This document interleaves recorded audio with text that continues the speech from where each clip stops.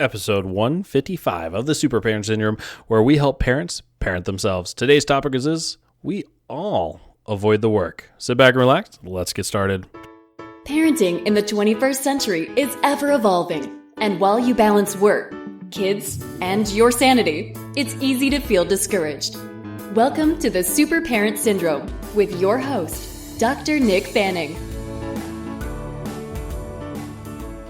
Actually, this is a huge frustration, and one of those themes that I had for 2019 is to stop avoiding the work. For example, I can hope and pray and send good vibes and preach abundance to the world and just want to do the best and attract all this stuff, but until you actually just sit down and do the freaking work, nothing's going to happen. Now, here's the thing. So as I said there, I had like a theme every month. So January was tackling my health, getting to work out every single day, making sure I was sleeping properly, quitting pop, quitting fast food. And honestly, it didn't last long. I think it made it through, what was it? February. Then we started sleeping training my baby, and I had all the excuses in the world to drop exercise because we were working on that. And then, of course, it steamrolled and it snowballed into more and more. So again, half the year is halfway over. It's June now. And it came down to be of trying to get stupid selfish again. Meaning, again, hitting the workouts, eating the way I'm supposed to, not avoiding the work of what I know exactly what I need to do to finally get the results that I actually want. It's not rocket science, people. In some area of your life, you are avoiding what you know exactly what you need to do to improve it. Your relationship with your kids suck, but it terrifies you to actually have a conversation with them, or to put your phone down and play with them, or to wrestle with them, or take them to the movies or to the mall to go shopping with them. For some reason, it terrifies you. It might actually be your wife or spouse. You might be absolutely terrified to even talk about sex that you're not having.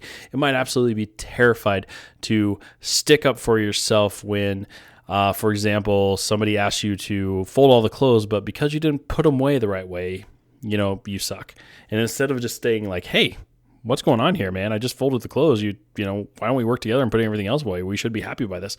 We stuff it down, we steam about it, and we don't talk about it. It could even be business. We might be avoiding doing those hard decisions in business. And I can tell you this, that's one of the biggest things that I had, is that I hated doing bookwork and taxes. And guess what? I got fined hugely about that. I can tell you this, I had a payroll situation where I owed $29,000 in back payroll taxes just because I was not good at taxes. I felt dumb doing it, and I avoided the work. And you know what the fines and penalties for that? It nearly doubled it. Actually, I think it did double it.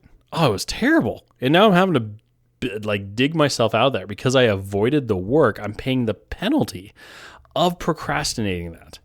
And that's time and money you're not going to get back just because you avoided doing the simple work. Now, it's one of those things it's funny. One of my coaches was talking about how we should be pairing up as chiropractic offices and calling each other and checking to see how our staff is. And he's like, the disappointing thing is that most of you are not going to do this because it terrifies you to understand what will the result actually be. Is my staff actually doing what I think they're doing, or is it just more comfortable to avoid that topic altogether and just continue doing your own thing without having to worry or manage other people?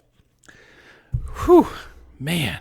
It hits home on all levels in every area of our lives. So I'm asking you, dear listener, what are you avoiding? What is the work that you are not doing that you know you need to do? Now, everybody, as they listen to these words, had something pop up in their head. And I encourage you, I plead to you, tackle those things head on and get it off your plate. In fact, maybe every single day you should be writing down the top 3 things you have to get done. The most important things, maybe it is calling the IRS and spending literally it's an hour and a half staying online or on hold just to talk to somebody.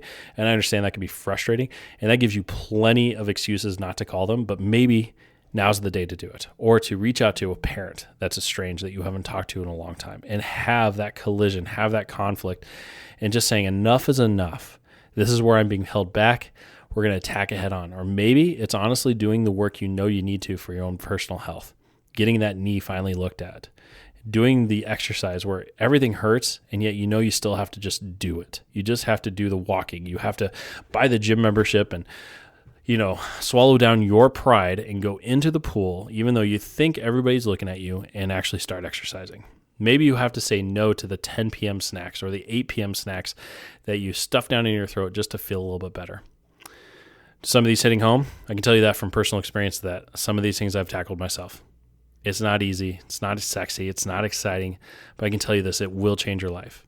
You just have to have faith in yourself. 20 seconds of insane courage to dive in and take your life back and take it back away from the unknown fear that you have and that you've been avoiding instead of living your life. Now, we can only detour around these problems so long anyway. And if you can instead tackle them head on, think of the freedom, think of the relief, think about just how amazing it's going to feel when you finally start beating these things down and beating them back.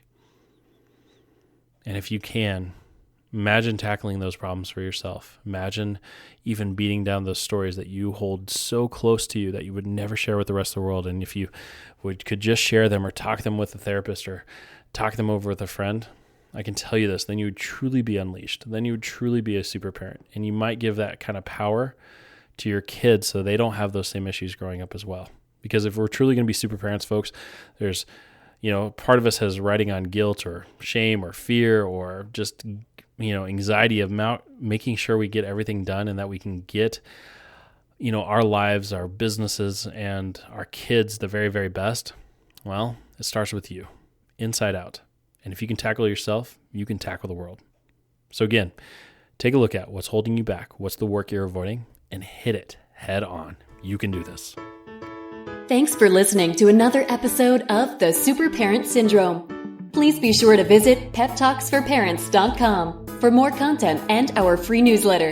And remember, you are not alone.